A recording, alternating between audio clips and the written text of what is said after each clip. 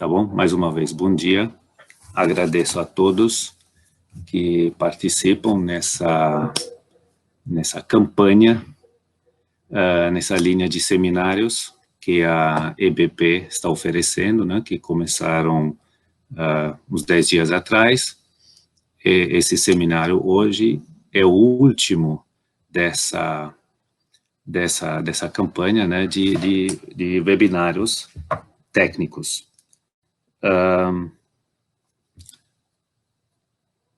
Quero já começar agora o título, né, que vocês viram, é a comunicação com stakeholders durante a remediação.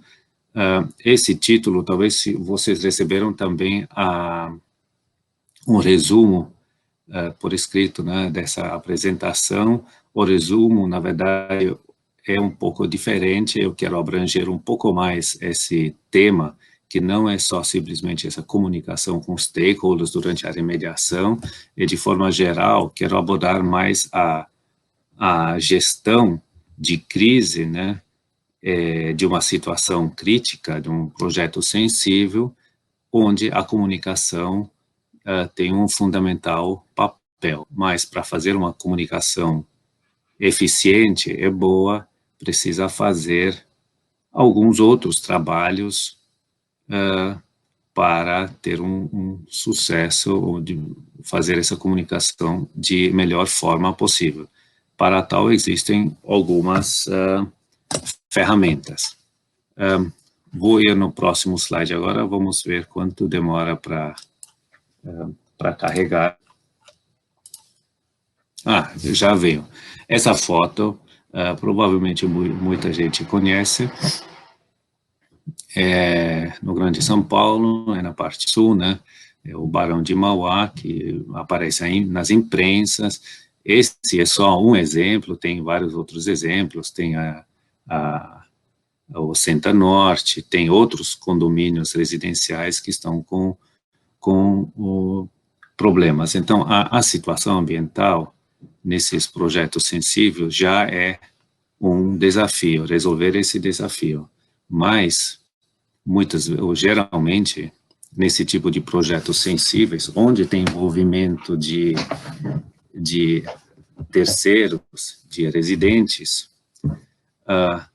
a parte de comunicação, na verdade, é ainda muito mais desafiadora, é muito mais complicada. Principalmente, quem trabalha normalmente nesses projetos são técnicos, geólogos, engenheiros.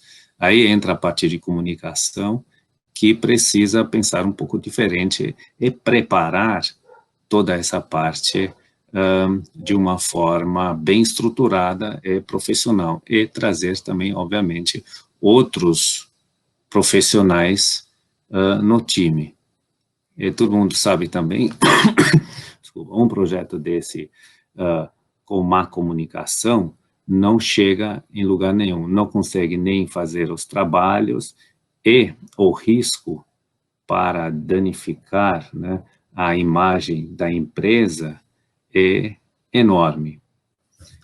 Mas, como falei, esse exemplo aqui é só um exemplo de muitos. Temos várias outras situações. Isso é uma outra situação que pode ser em qualquer cidade aqui no Brasil, ou também fora do Brasil. Tem uma área industrial inserida completamente dentro numa área residencial.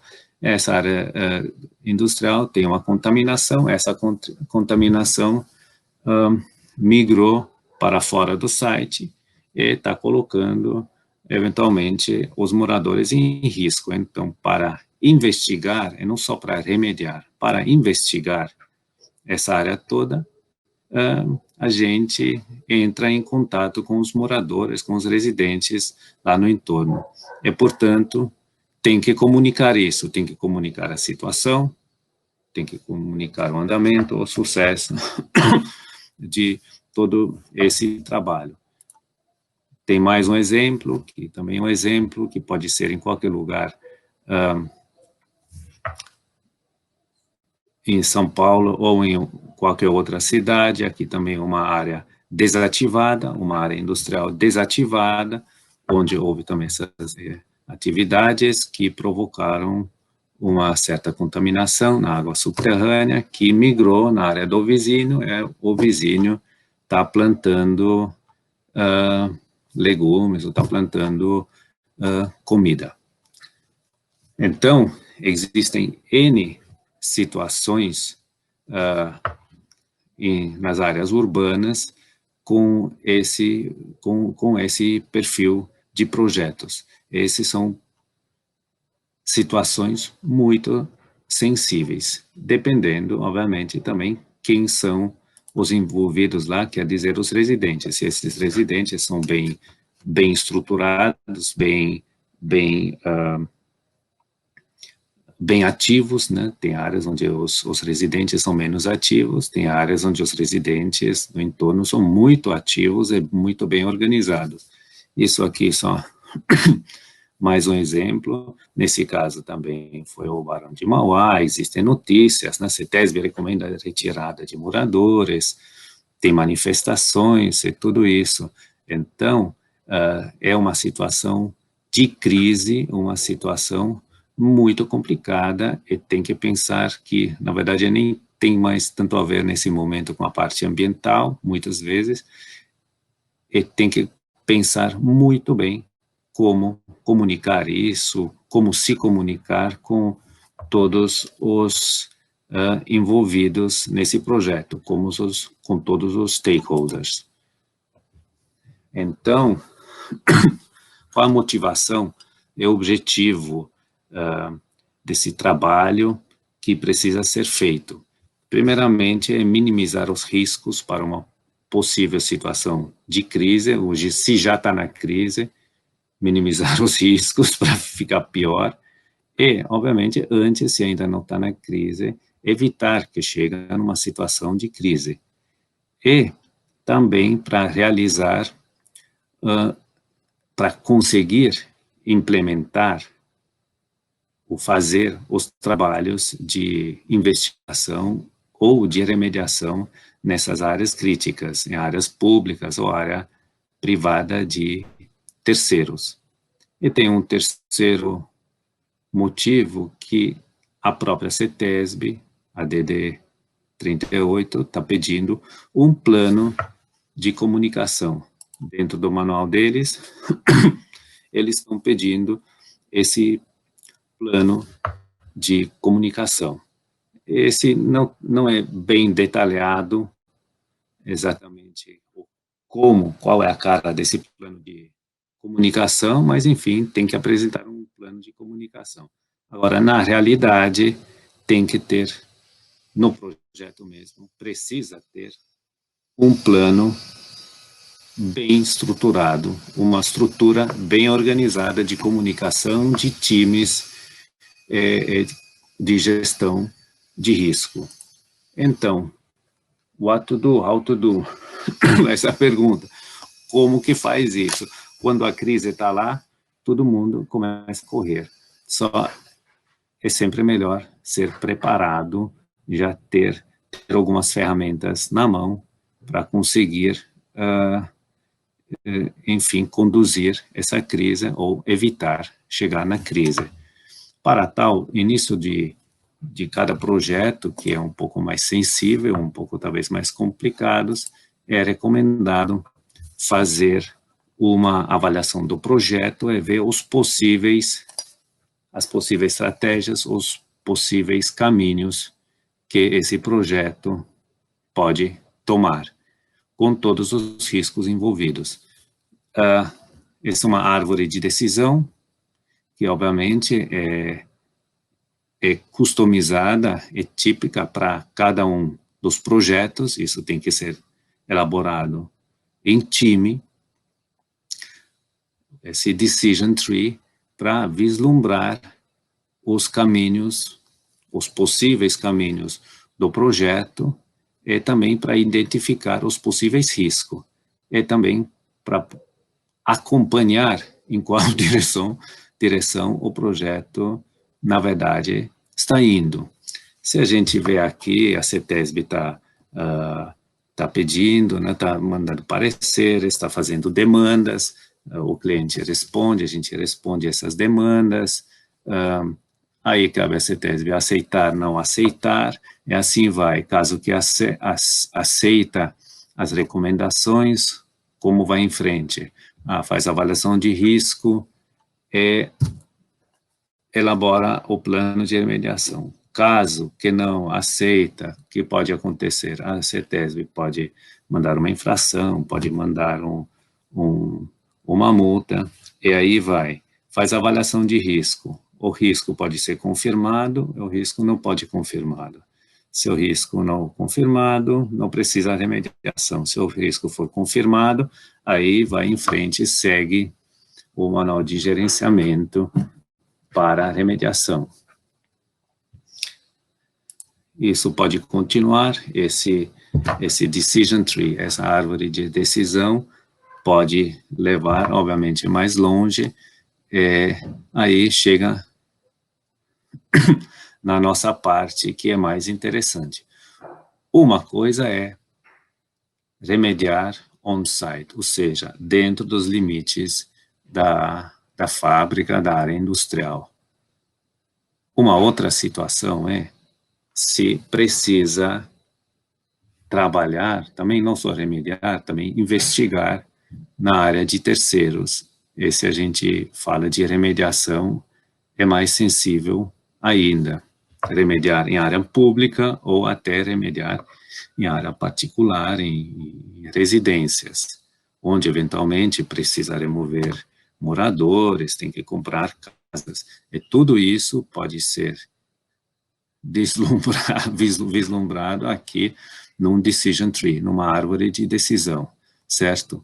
E a gente chega num ponto também onde precisa comunicar os moradores. Uma vez comunicando os moradores, é claro que tem vários riscos envolvidos, riscos de processos, de indenização, de doença, de tudo isso, de indenização moral, indenização de propriedade, tudo isso. E aí podem ser pensado em várias opções que você faz. Os residentes precisam ser removidos, sim ou não, caso que sim, como, compra as casas, aluga a casa, aluga outras casas, então são N possibilidades, dependendo da situação. Então, esse decision tree, essa árvore de decisão, é fundamental para que os responsáveis legais, especialmente, todo mundo, tenha uma ideia quais são os caminhos desse projeto, para onde possa ir esse projeto, e evitar que ele pegue o caminho do worst case. O objetivo é estruturar, é fazer o projeto, executar o projeto de tal forma para ele caminhar sempre no best case, com menos impacto, com menos risco e com custo menor possível.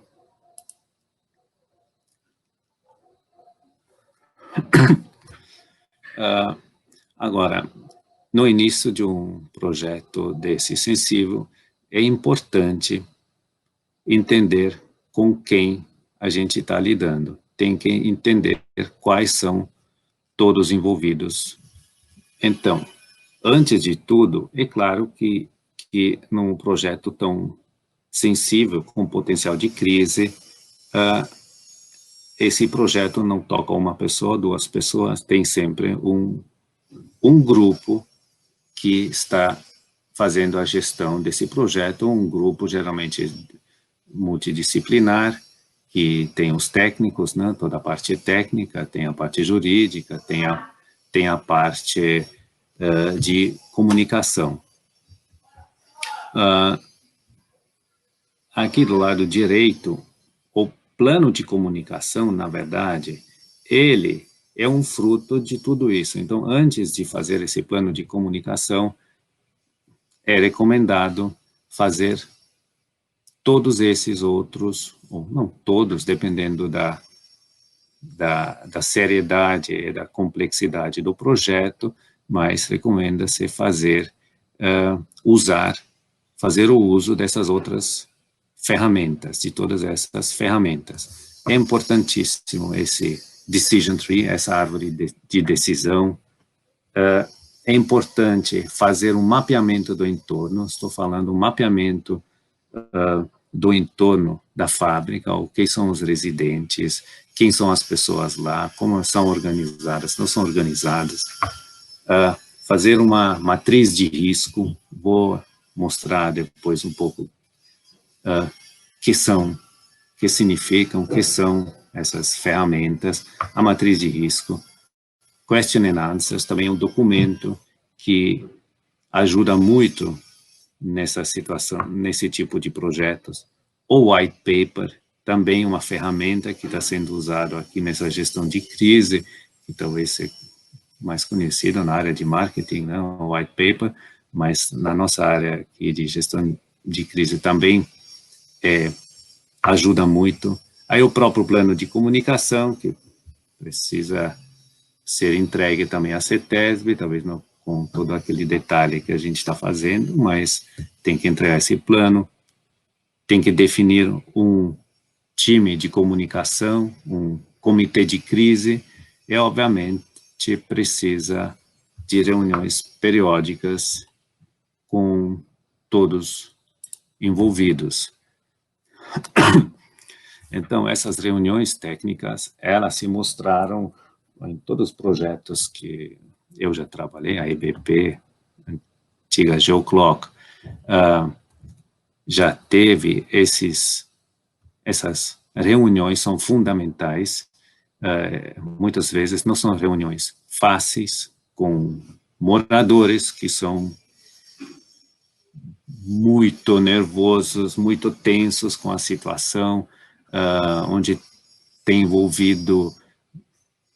estão envolvidos os moradores, a prefeitura, o Ministério Público, tem em projetos grandes, são várias empresas que são envolvidas, não só a própria Geoclock, nesse caso como gestor, que faz o gerenciamento do caso, tem outras empresas que estão envolvidas para executar os trabalhos de investigação ou remediação, tem a imprensa, tem a assessoria de imprensa, tem responsáveis legais, e a própria CETESB. Então, tem que entender quem são todos esses stakeholders e precisa ver como estabelecer um relacionamento, um caminho de comunicação com eles. A matriz de risco. A matriz de risco também é uma ferramenta que que vale a pena fazer. Ela será ou vai ser elaborada também por um time de assessoria de imprensa, com o time legal, o time técnico, as pessoas técnicas estão trabalhando nesse documento, que é importantíssimo também para identificar os riscos e para poder agir, não só reagir, mas também agir nesses projetos. Então, na matriz de risco são alguns elementos que são avaliados. Por exemplo, esses são os básicos, né? Cada matriz de risco, ela é customizada, elaborada especificamente para cada um do projeto, para cada um cliente, porque cada um tem suas ideias e suas estratégias, mas aqui são alguns principais que, na verdade, entram em cada matriz de risco. É o tema, é a ameaça, você descreve qual é o tema, a ameaça, quais são os públicos que são envolvidos ou atingidos, qual a probabilidade da sua ocorrência, que isso vai acontecer, qual é o impacto no patrimônio, o impacto, o risco jurídico, na imagem e reputação, nos negócios, controles. A qualificação da ameaça é crítico, é não crítico, é baixa criticidade, né? é outra coisa do que a probabilidade. Uma coisa é a probabilidade, é outra a criticidade dessa ameaça. É a análise situacional, quais são as ações para tomar, obviamente, prazo, qual é o prazo e quem são os responsáveis, né? Como falei, essa matriz de risco pode ser elaborada de uma forma mais simples e de uma forma bem complexa e bem abrangente. Eu vou mostrar em seguida uns exemplos dessa matriz de risco.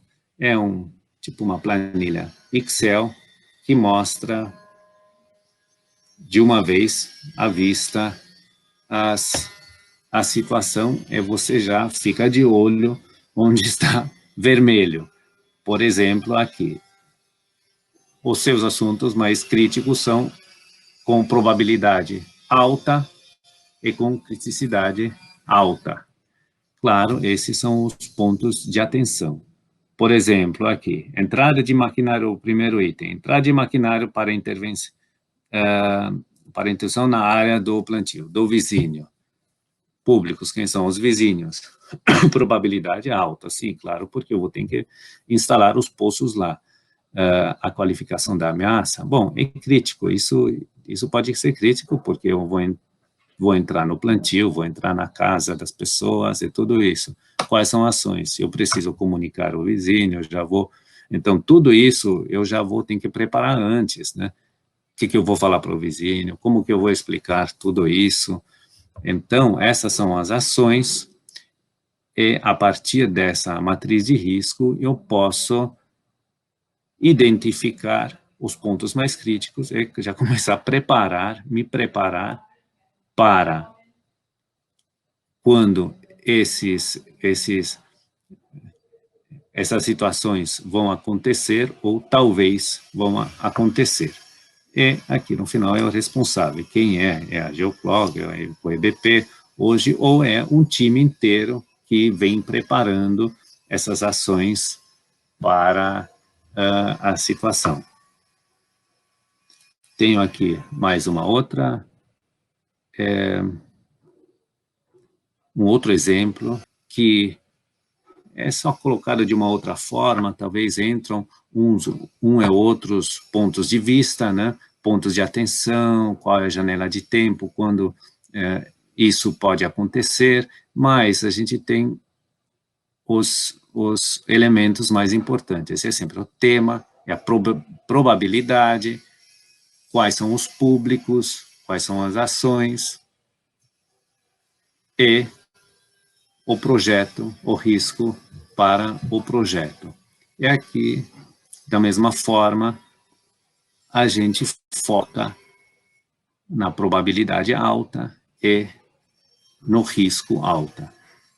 Existem também situações onde a probabilidade é muito baixa, mas o risco é muito alto. Então, tem que avaliar o time de crise lá, precisa avaliar exatamente como avança.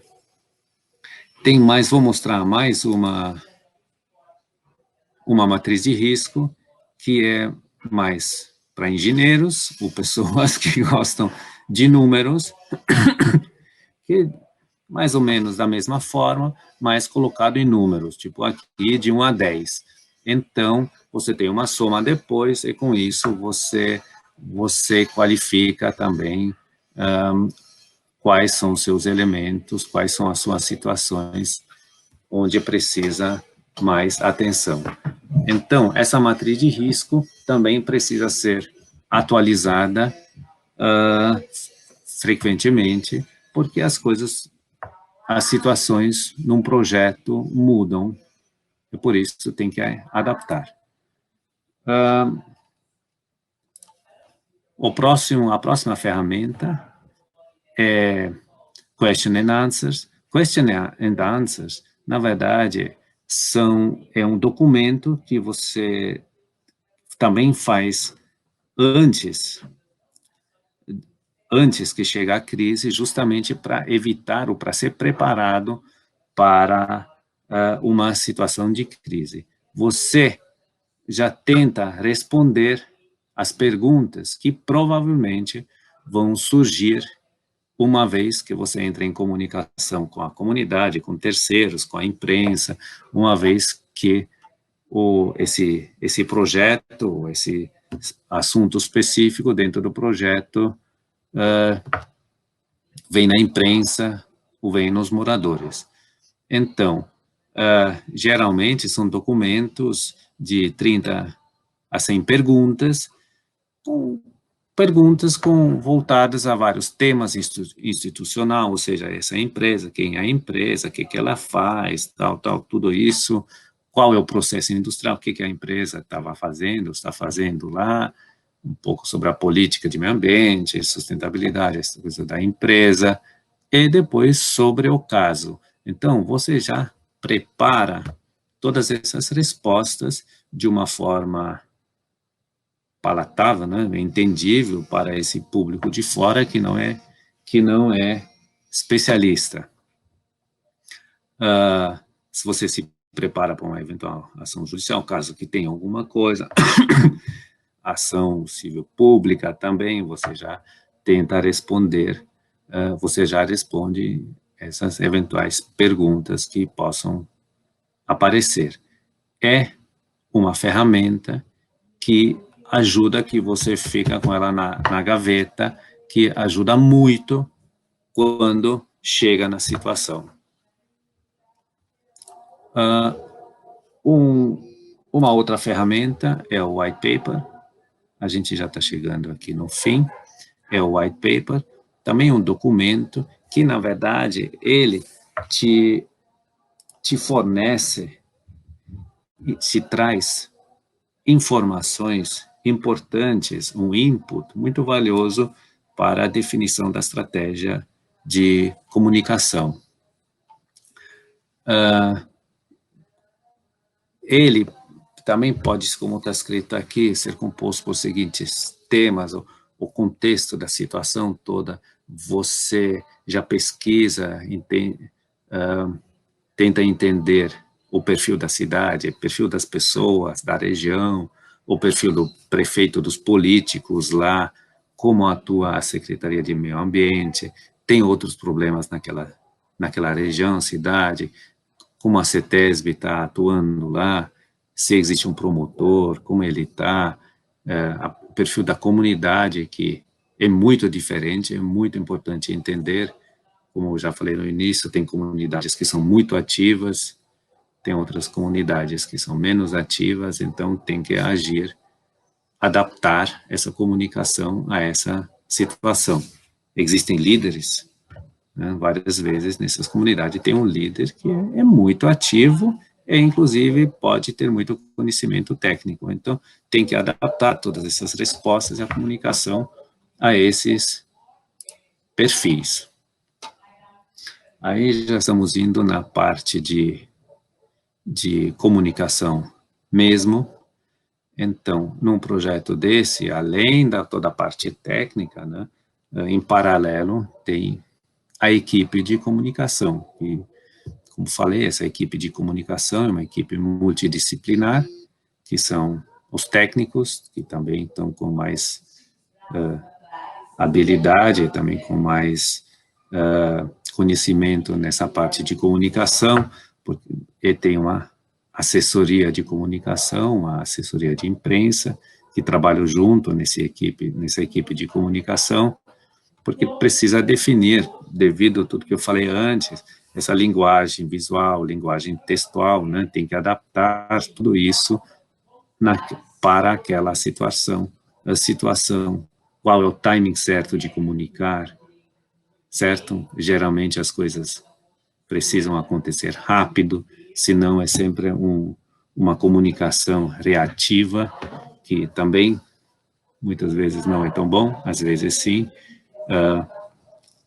A abordagem, muitas vezes, em vários projetos, como vou mostrar aqui, foram envolvidos, inclusive, os moradores em algumas decisões, certo?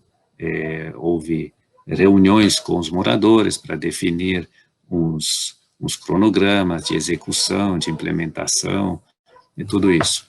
Em vários projetos, não nem a própria equipe aqui que faz a comunicação precisa interlocutores, ONGs ou outras instituições que ajudam na comunicação com os moradores, com as comunidades. Agora, em seguida, vou mostrar uns exemplos de projetos nossos que a EBP executou, é onde todos também, pessoalmente, fui envolvido, onde tivemos essas situações sensíveis de crise com os moradores. Aqui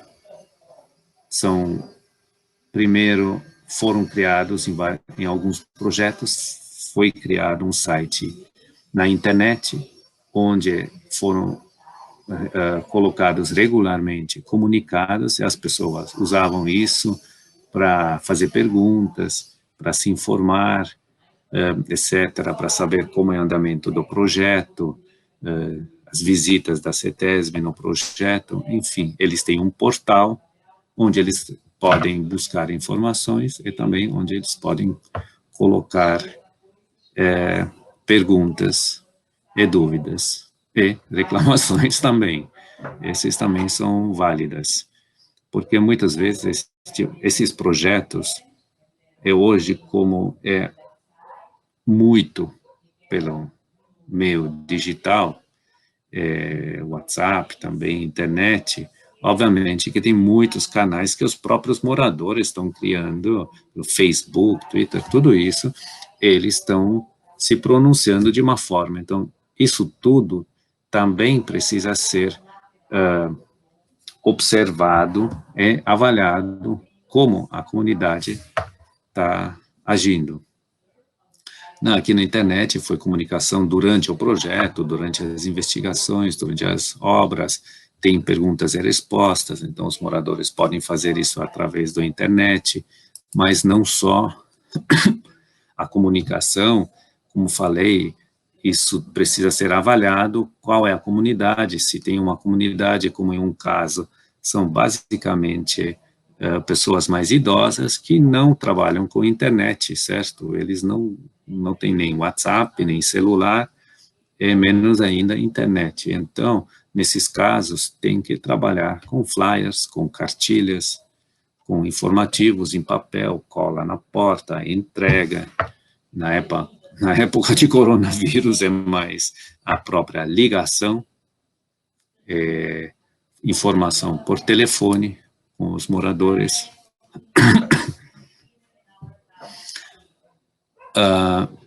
Tem reuniões com os moradores, com a comunidade, isso foi antes do coronavírus, talvez hoje em dia seriam mais agora reuniões virtuais, mas isso é sério, essas reuniões com os representantes da comunidade são muito importantes, só com a ajuda deles, uma implementação dentro da área deles pode acontecer. Como mencionei antes, existe também a possibilidade de trabalhar com interlocutores, com ONGs, que levam as informações para as comunidades e também coletam informações, trazem perguntas, questionamentos, reclamações dos moradores. Também é importante envolver os órgãos públicos, como CETESB, Ministério Público, né? E, inclusive, se for necessário, fazer reuniões, como aqui, nesse caso, a promotora, aqui a CETESB, e aqui os moradores. Então, apresentar e dar essa possibilidade para os moradores se manifestam diretamente. Isso tira muita atenção e ajuda muito na implementação das medidas de recuperação.